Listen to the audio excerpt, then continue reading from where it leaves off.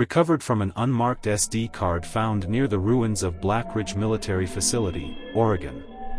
Believed to be the final transmission of Elias Mercer, age 32. Footage timestamped October 2, 2022. The following is a full transcript. If you're seeing this, I didn't make it out, but I filmed it. It's all real. They told me this site was closed after a fire in '97. Said it was too unstable. But that wasn't the truth. There's something still down here. I got in through the collapsed west entrance. I told the guy at the checkpoint I was filming a Cold War documentary. That part wasn't a lie. But I didn't come for history.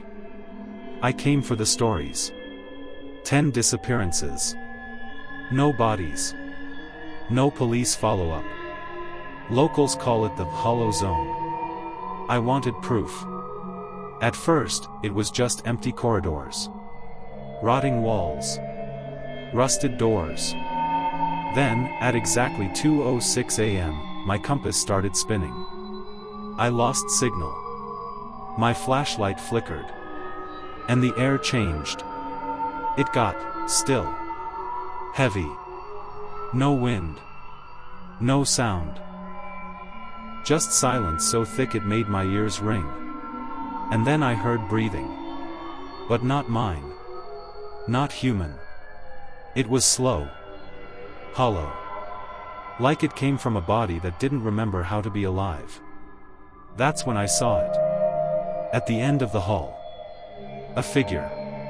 Tall. Still. It wasn't walking, just there.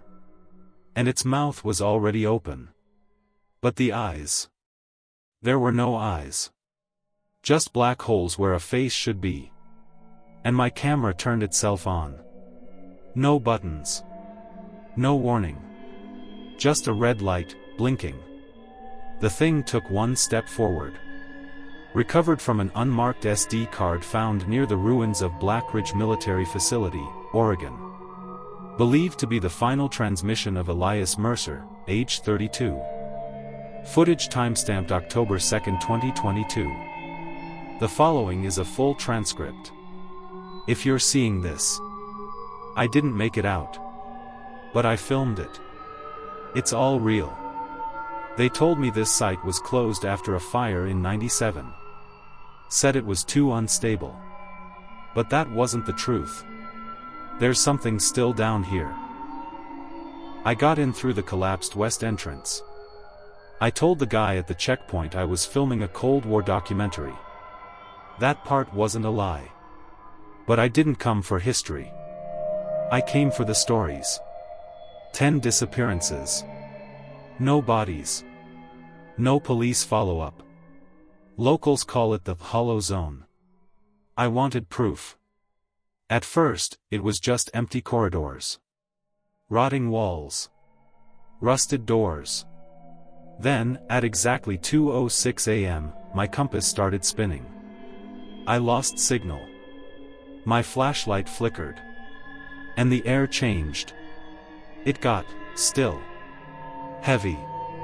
No wind. No sound. Just silence so thick it made my ears ring. And then I heard breathing. But not mine. Not human. It was slow. Hollow. Like it came from a body that didn't remember how to be alive. That's when I saw it. At the end of the hall. A figure. Tall. Still.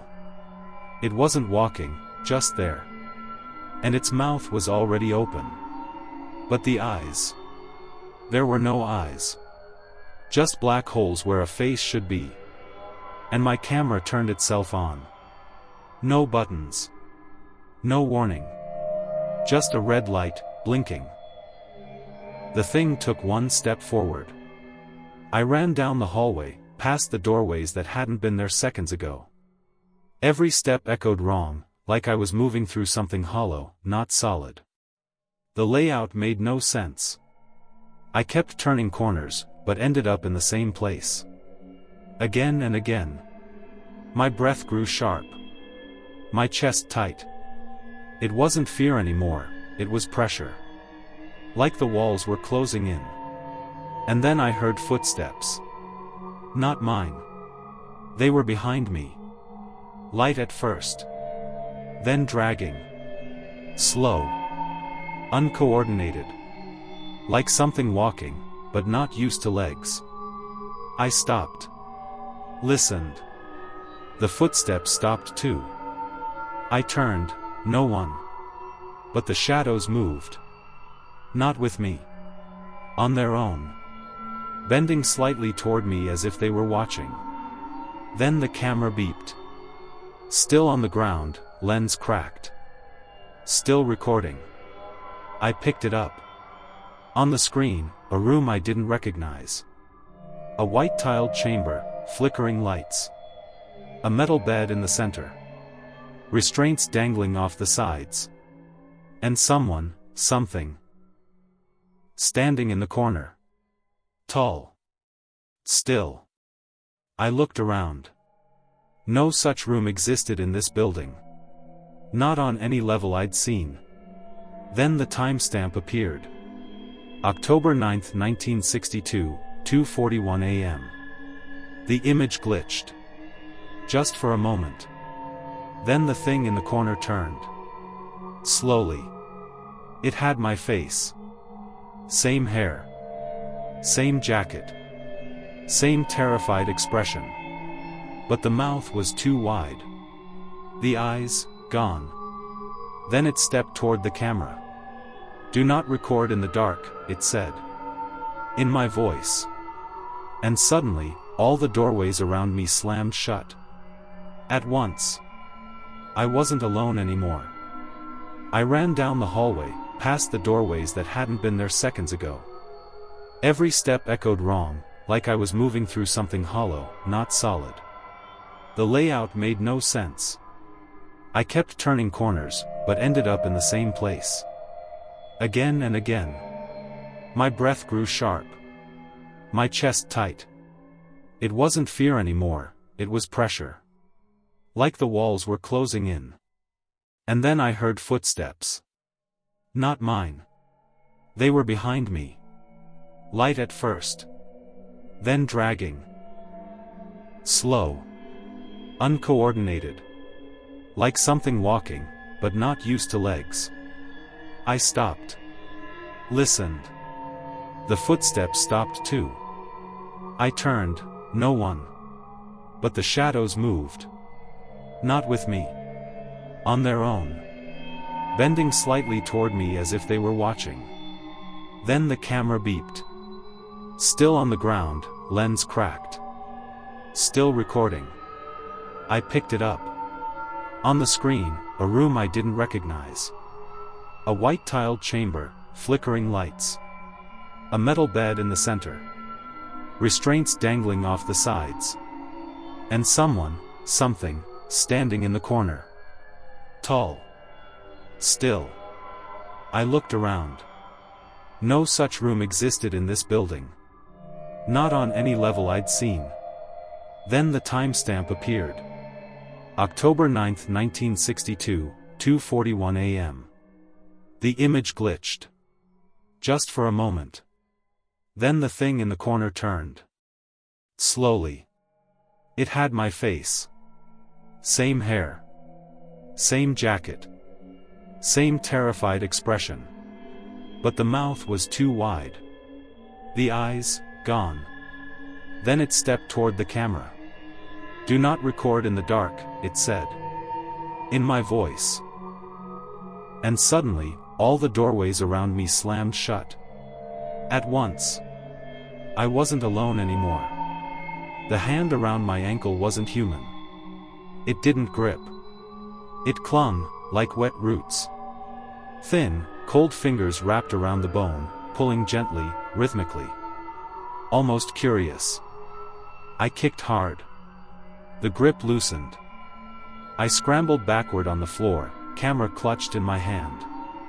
The light blinked once, then turned itself off. Complete darkness.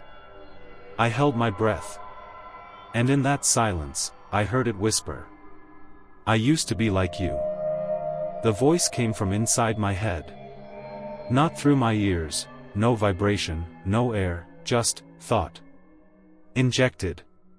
Foreign. I wore faces. I spoke names. I forgot how long it's been. Then a sound behind me, soft, dragging footsteps. They didn't echo. They didn't match the weight of anything I'd seen. And then, breathing again. Right behind my ear. I turned quickly and flashed the camera light. Nothing. But the hallway changed. The floor beneath me was no longer concrete. It was soil. Damp. Freshly disturbed. And in the walls, hands. Dozens of them. Pale and unmoving, protruding from the stone like statues half melted into place. Each hand held something different. A shoe. A torn photo. A broken watch. Personal items. I recognized one of them. My old field recorder, the one I lost in 2019 while shooting in Utah. There was no way it should be here. Then one hand moved. Only a twitch. A small curl of the fingers. The camera screen buzzed again. White static. Then a new message. Stop recording. I tried. The power button did nothing. Another twitch. Another breath behind me. I turned. The hollow man was inches from my face. His mouth no longer open, now sealed shut. Skin stitched where the lips once parted. But from somewhere, still in my head, I heard him say, "If you film me, you stay." I stood frozen, face to face with something wearing my fear like a mask. The hollow man didn't breathe. Didn't blink. His stitched mouth stayed closed, but I still heard him. Inside. "If you film me, you stay." I tried turning the camera off again. Nothing. The screen wouldn't even respond. The buttons felt soft. Almost like flesh.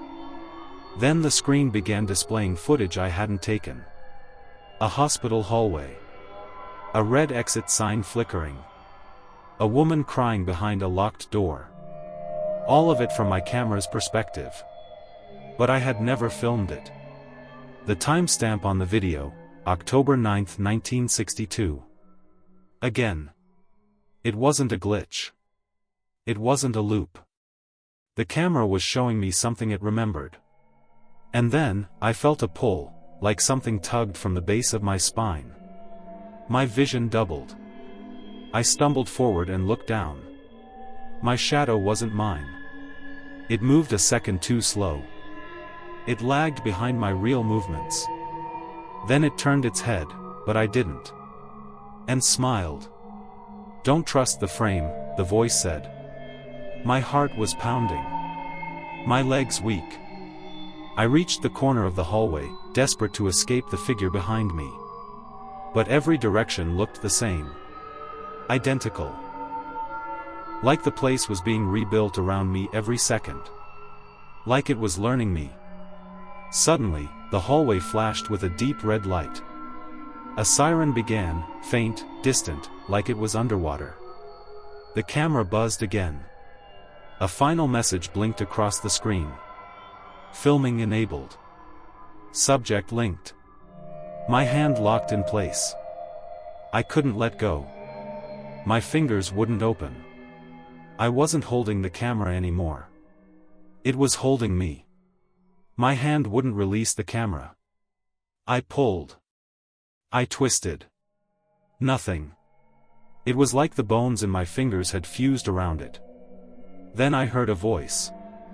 Not the hollow man. Not mine. A woman. Faint. Crying. Just down the hall. "Please. I don't want to be seen anymore."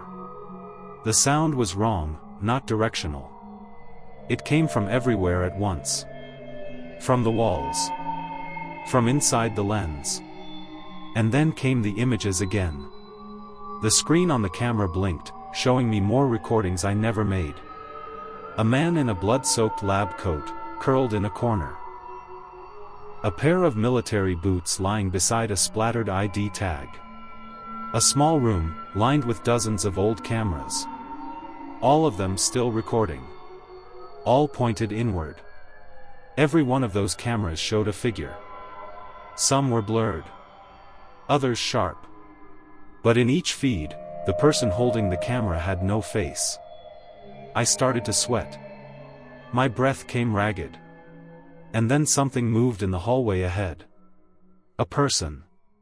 No, a shadow of one. He stepped out, slowly. Wearing the same jacket as mine. Same boots. Same posture. But his face was smooth. Featureless. Like skin poured over a blank skull. I called out, "Who are you?" It stopped. Then tilted its head, exactly the way I did in my first recording. That's when I understood. It was me. Or, what would be left of me if I stayed? The featureless copy raised its hand and pointed down the hallway behind me. I turned. The hollow man was gone. In his place stood a wide, black door. Heavy. Metal. Carved into its surface, dozens of names. Most of them scratched out. Some still readable. One near the center, Elias Mercer, already etched in. The door opened.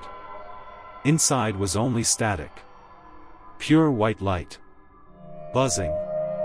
And a voice, barely audible. "You've already been here." My hand wouldn't release the camera. I pulled. I twisted. Nothing.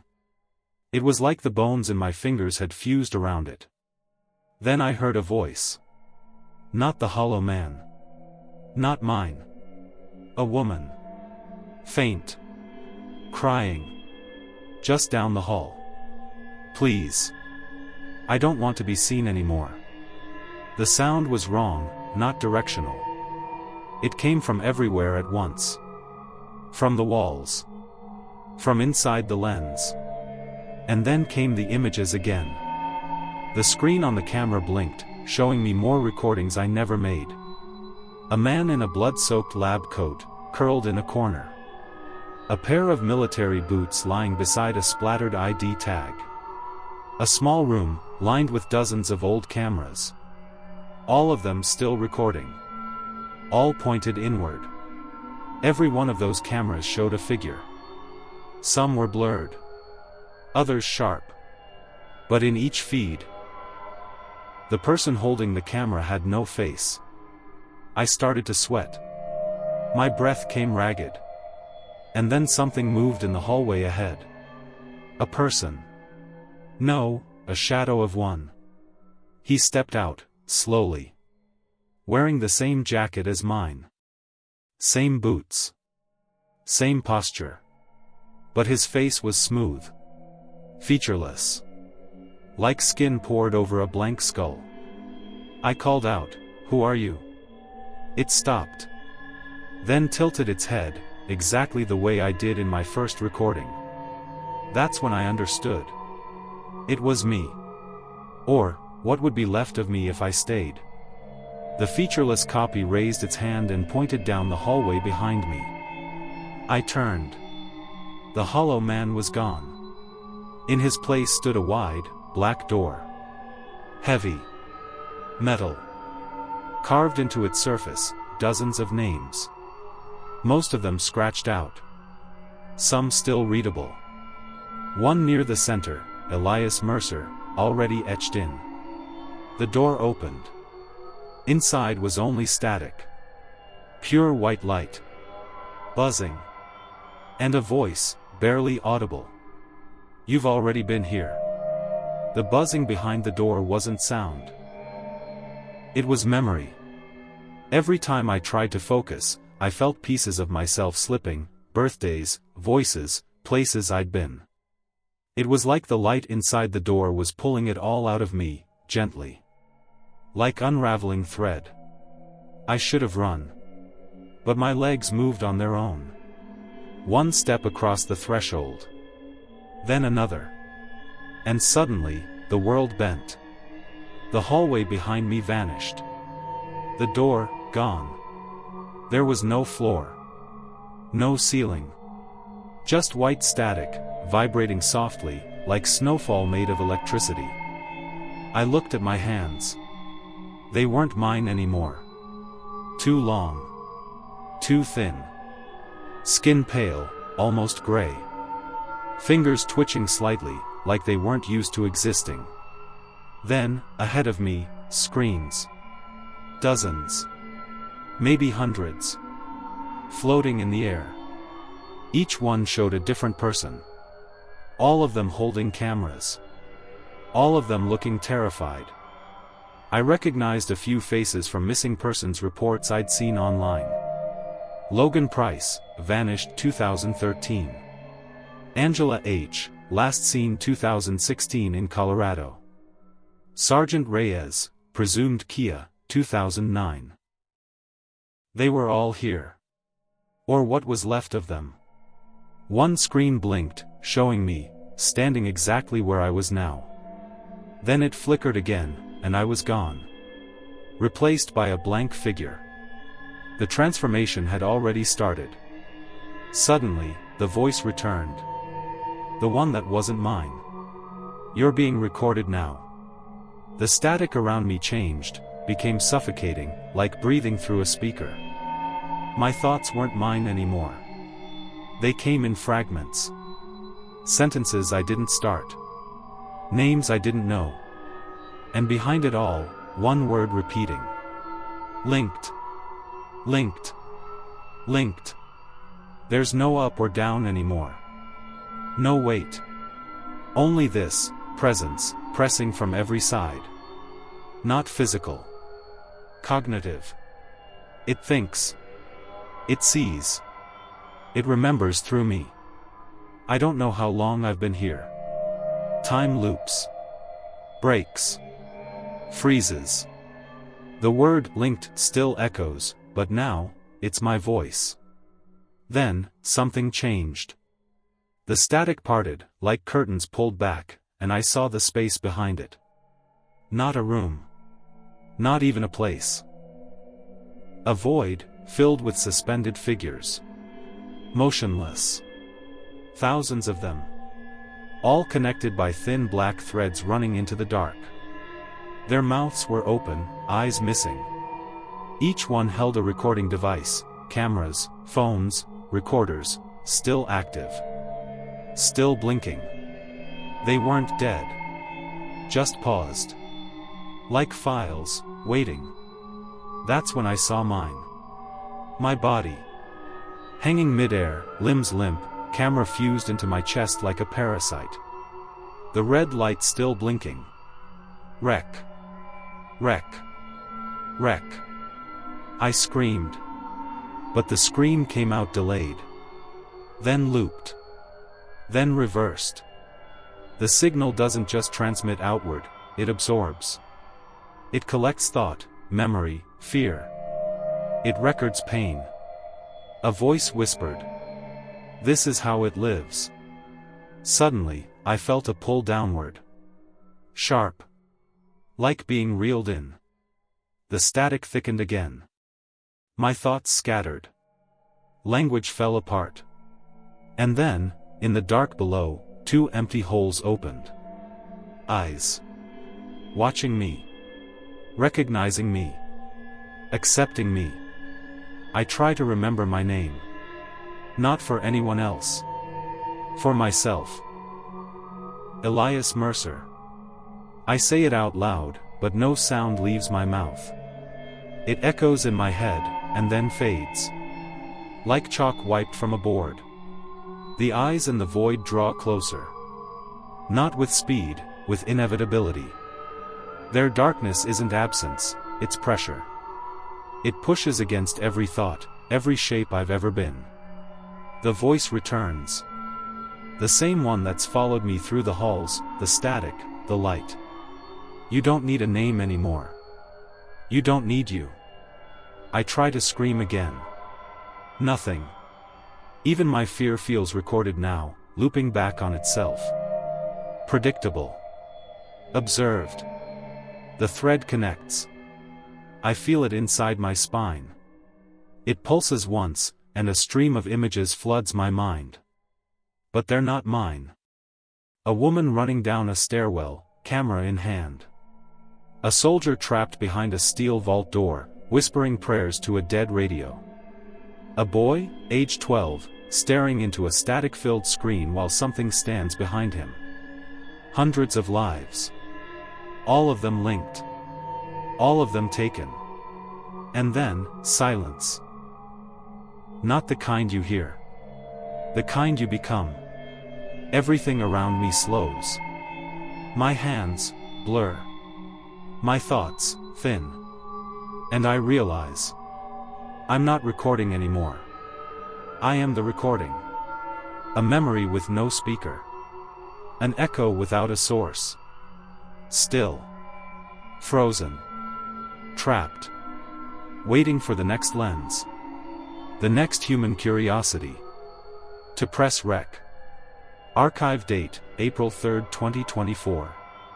Subject, Mason Reeves, age 27. Occupation, urban explorer / YouTube channel, Abandoned Truth. Video log transcript, episode draft, never published. Alright. This is Mason. April 3rd, about 1:20 a.m. We're back near Blackridge, yeah, that place. Look, I know what they say, don't go past the security fence, don't dig around the comms bunker. But I found something. Camera rustling. I was hiking the ridge trail and saw this piece of rebar sticking out of the ground. Thought it was nothing. But when I kicked the dirt away, there it was. A pause. Breathing. An old camera. Not like a phone or a GoPro. This thing's ancient. Like 90s tech. Half covered in clay and rust, but get this. The red light was still blinking. Like it never turned off. Camera focusing. I haven't even opened the files yet. I'm recording this blind. But I swear to God. The moment I picked it up, I felt cold. Like, way too cold for the season. And I started hearing this weird hum in my ears. Pause. I'm probably psyching myself out. Just nerves. But I'm heading home to check what's on this thing. Gotta be some creepy footage, right? Ghost Hunter jackpot. Static flicker, then, in a lower tone. You've already seen it. Camera beeps. Video cuts abruptly. Open file folder note. No further recordings were uploaded to Mason Reeves' YouTube channel after this log. His phone was found 2 days later near the Blackridge fence line, battery drained, memory wiped. The camera he mentioned was never recovered. Mason's apartment was quiet when he returned. Just the soft hum of the fridge and the streetlights bleeding through the blinds. He set the old camera down on his desk and powered up his editing rig. The camera shouldn't have worked. It was covered in rust. The battery panel was missing. But when he plugged it into the adapter, the red light blinked to life, steady. Almost like it had been waiting. He opened the media folder. Only one file. No timestamp. No title. Just 001.mov. He hesitated, then double-clicked. The video opened on a shaky shot of a hallway, concrete, dim, lined with broken fluorescent lights. The camera moved slowly, like whoever held it was injured, or terrified. Then the screen jittered. For a split second, Mason saw his own face, wide-eyed, lit by red light. Same clothes he was wearing. Same jacket. Same camera in his hand. He paused the playback. His hands were shaking.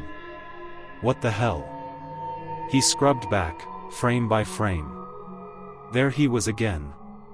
But this time, behind him, in the reflection of a shattered glass panel. He hadn't recorded this. It wasn't a prank. No deep fake. The file was dated 1997 in the metadata. This isn't possible, he muttered. The video continued. The figure on screen, his figure, entered a black metal door with symbols etched across it. Mason leaned closer to the screen. One word carved into the wall. Record. The camera glitched. For a full 10 seconds, the screen went black. When the image returned, Mason wasn't on screen anymore. Just a long corridor. And a voice. Do not record in the dark.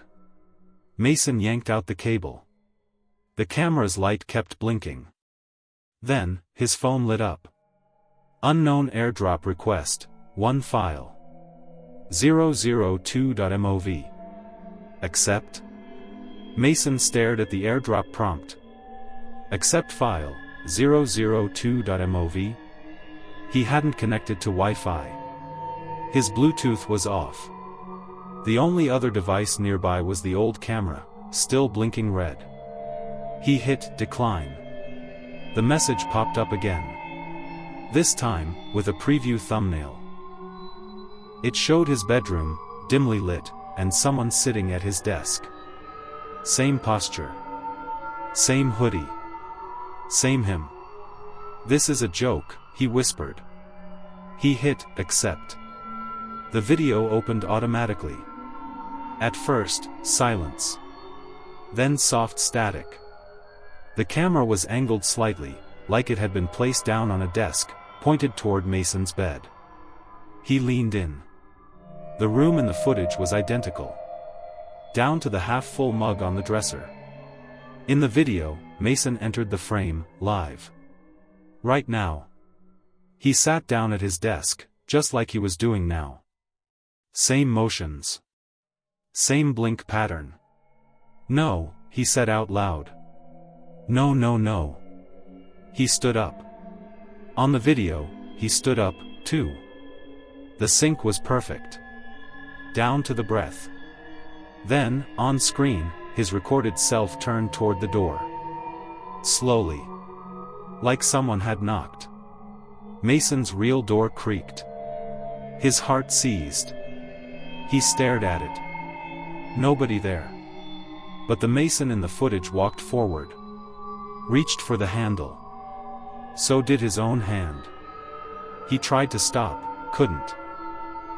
Muscles moved without command. His fingers wrapped around the knob. On screen, the door opened. Pitch blackness beyond it. But something moved in the dark, a shape. Tall. Thin. Hollow. The Hollow Man. The video glitched. The door frame pulsed. Mason let go and slammed his laptop shut. The file still played, sound through the speakers. If you see yourself before it happens. It already has. Mason backed away from the desk, heart hammering, lungs barely keeping pace. The laptop was still shut, but the sound continued. Already happened, already happened. He grabbed the camera, the old, rusted one, and without thinking, hurled it against the wall. It hit hard. Plastic cracked. One piece flew across the floor. The red light went out. Silence. He stood there, shaking. Then, the light blinked back on. Slower now. Deliberate. Wreck. Mason's phone vibrated. No new notifications. Just a change. His wallpaper was gone. Replaced by a black screen with red text. Recording enabled. He dropped the phone. Sprinted to the kitchen. Opened the drawer. Grabbed a hammer. Not real, he whispered. This is just in my head. He walked back, raised the hammer high. The camera whispered. Out loud. Destroy me, and you stay forever. Mason froze. I don't want to be here, he said. You already are. He swung the hammer. Mid-swing, he blacked out. When he opened his eyes, he was standing in the hallway from the videos. Flickering lights. Concrete walls. The cold. His hands clutched the camera. His fingers fused to it. His breath came out slow. Hollow. He turned around. His bedroom was gone. In its place, a single long corridor. Far down the hallway, barely visible, a mirror. Something stood in front of it. It was Mason. But it wasn't breathing. And its eyes were missing. Mason stepped forward. The corridor stretched unnaturally with every step, longer than before, deeper than it looked. The mirror at the far end flickered, like a screen trying to load. He could hear something behind it. Breathing. Slow. Wet. Mechanical. He gripped the camera tighter. His hands didn't respond. His arms moved, but they weren't driven by will. They were guided. With every footstep, the hallway whispered. Frame by frame, frame by frame. The light above buzzed, blinked, and finally dimmed to a sickly red glow. Now he was close enough to see it. The mirror. But it wasn't glass. It was footage. Live footage. Of him. Standing exactly where he stood, camera in hand, blinking out of sync. He raised his left hand. The reflection didn't move. He said, "Hello?" The reflection smiled. It was slow. Inhuman. The kind of smile that learns its shape by copying, not feeling. Then Mason noticed. There was another reflection behind his. A tall, still figure. Hollow face. Arms stretching longer. The hollow man watching from inside the glass. It leaned close to the back of Mason's reflection, and entered it. And the reflection became still. Frozen. Expressionless. Head tilted, like something inside had taken control. Then Mason felt it. A burn. Deep in his throat. Like something hot and metallic rising from inside. He coughed. But the sound wasn't his. He turned the camera toward himself. Slowly. What he saw on the small screen made his stomach collapse. His eyes were missing. Just two black, pulsing hollows. Then the camera spoke, one final time. Rec complete. Identity replaced. User log, Samira Nguyen, 19, film student, Portland Community College. Device, MacBook Air. Date, April 9, 2024. Time, 11:47 p.m. Event, accidental video discovery while researching analog glitch art. Samira wasn't looking for horror. She was researching VHS-style overlays for a class project. Searching YouTube for old archival footage. Weird test patterns. Static trails. Then she found it. User, abandoned truth. No profile photo. No description. Last activity, 6 hours ago. Only one video. do_not_open.mov. No likes. No views. She hovered over the thumbnail. It autoplayed just enough to show a face in a dark hallway. But the face was wrong. It didn't move. The video shimmered, like it was being rendered in real time. Samira clicked. The video opened full screen. No sound at first. Just black. Then a whisper. You're watching it. That's how it starts. Footage flickered to life, handheld, shaky. A young man walking through a dim corridor. Breathing heavy. Caption at the bottom. Recovered footage, M. Reeves. He turned the camera toward himself. For one frame, his face was clear. Then, his eyes vanished. Just two black pits. Then white noise. Samira flinched and slammed her laptop shut. Silence. Then a tap on the screen. Once. Twice. She opened it slowly. YouTube was closed. No tabs open. Her desktop background had changed. Plain black. One line of red text. You saw it. She turned off the laptop. Unplugged it. But the screen turned back on by itself. No icons. Just one new file. 003.mov. She hadn't downloaded anything. She hadn't pressed record. But when she hovered over it, the preview showed her room. Live. Samira stared at the file. 003.mov. Her laptop wasn't plugged in. No internet.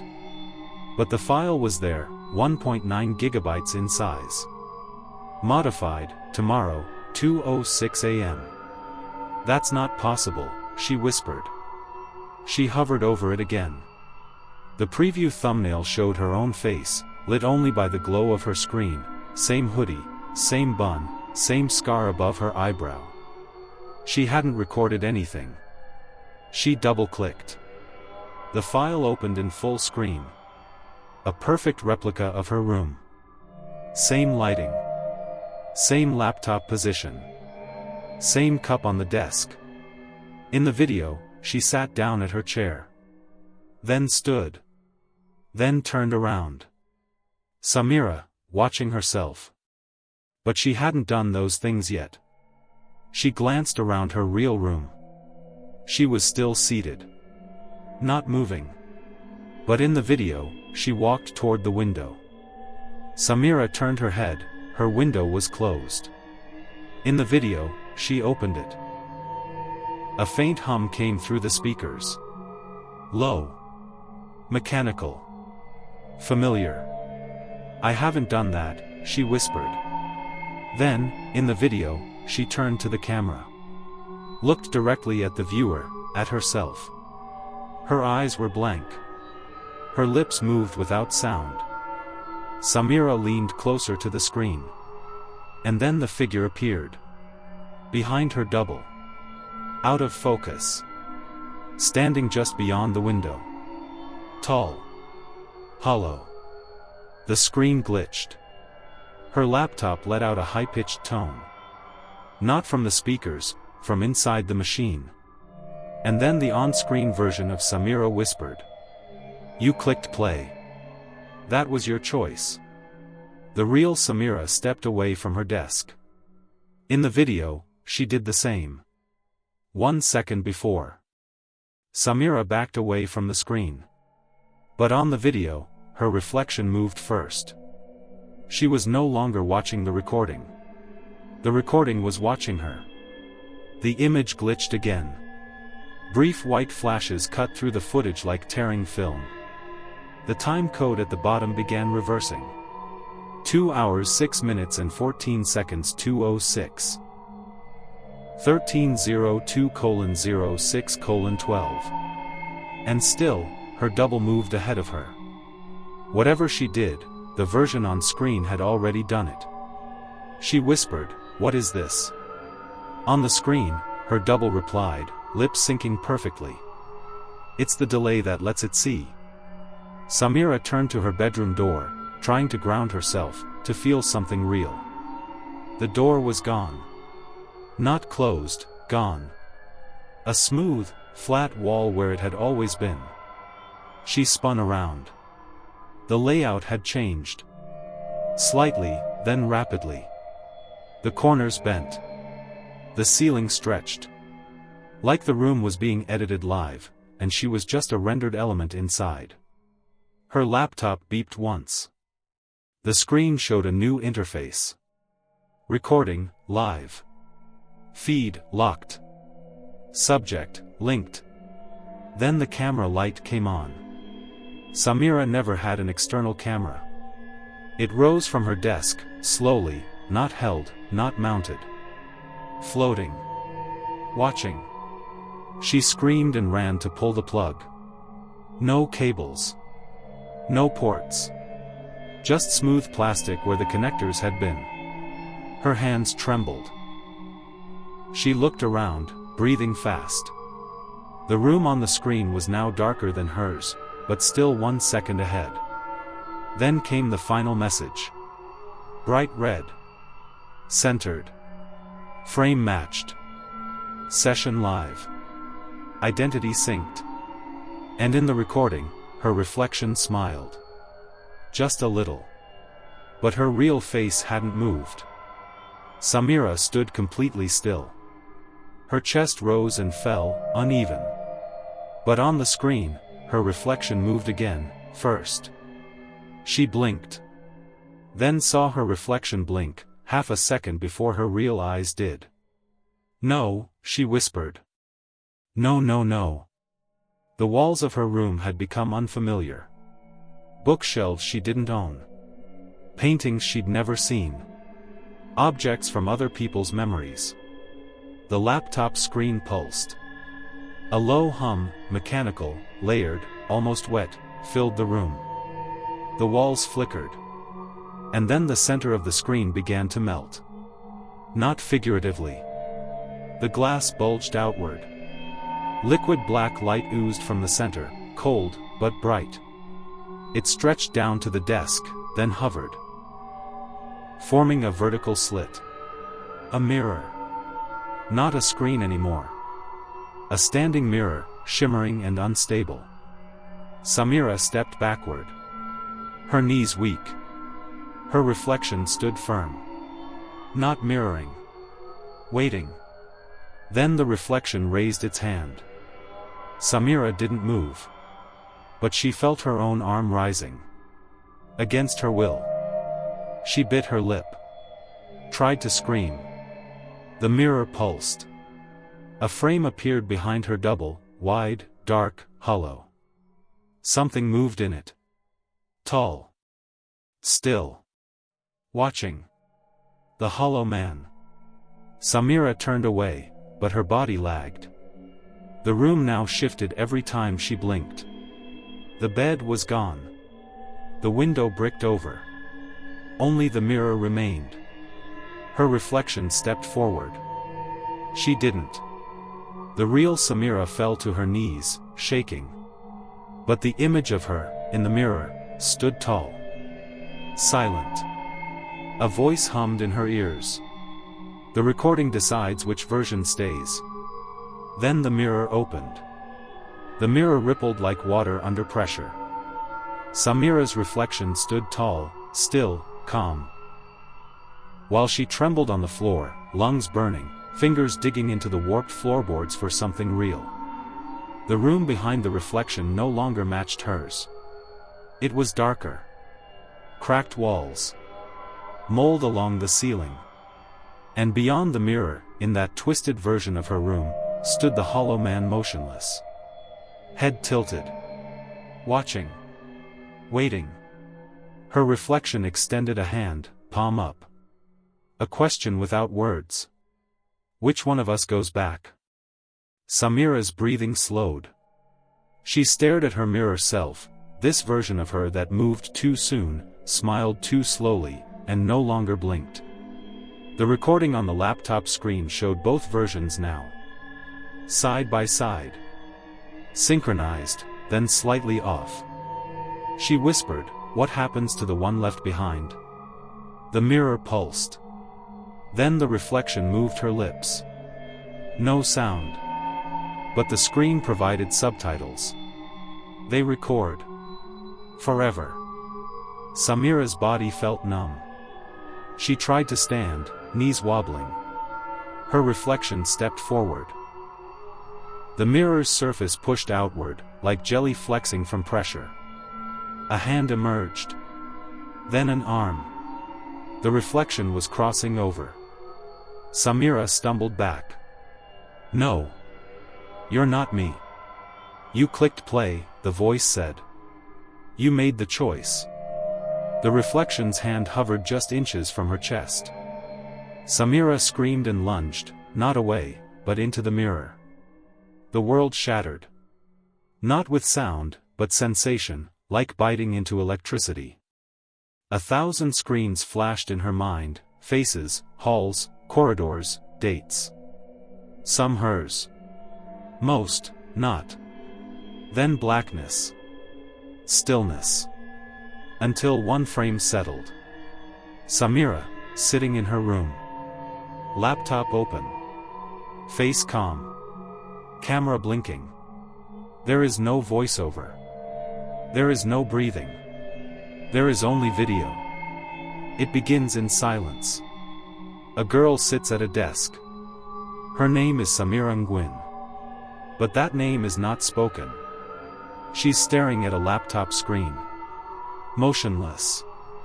The red camera light blinks behind her, reflecting faintly in the darkened window. Time code. Midnight 1 second 2 seconds. She blinks. Her fingers twitch. The room does not move. Until the reflection moves first.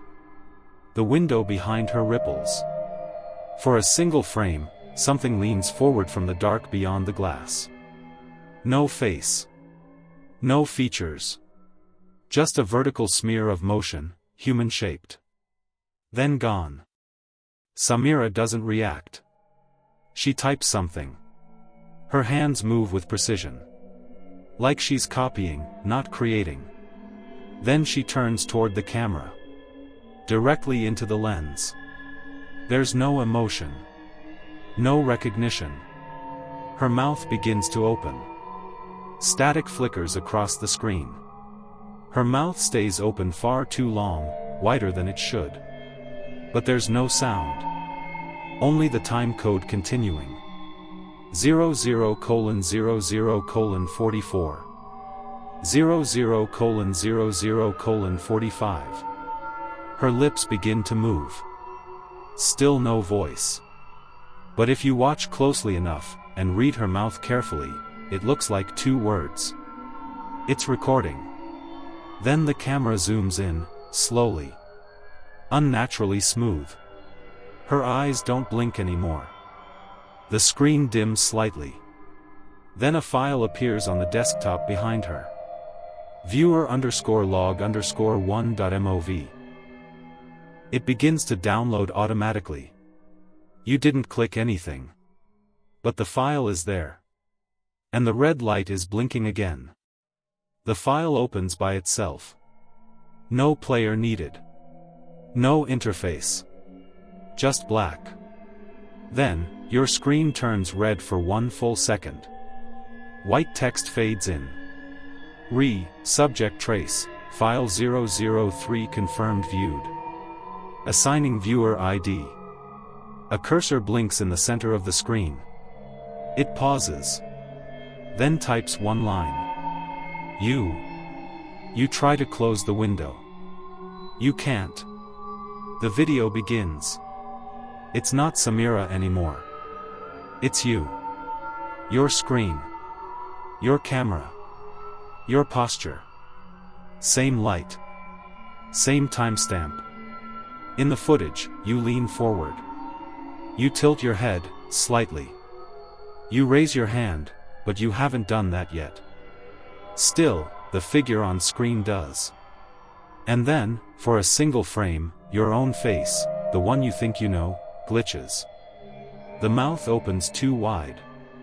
The eyes vanish. And behind you, just for that one frame, something stands in the corner. Frozen.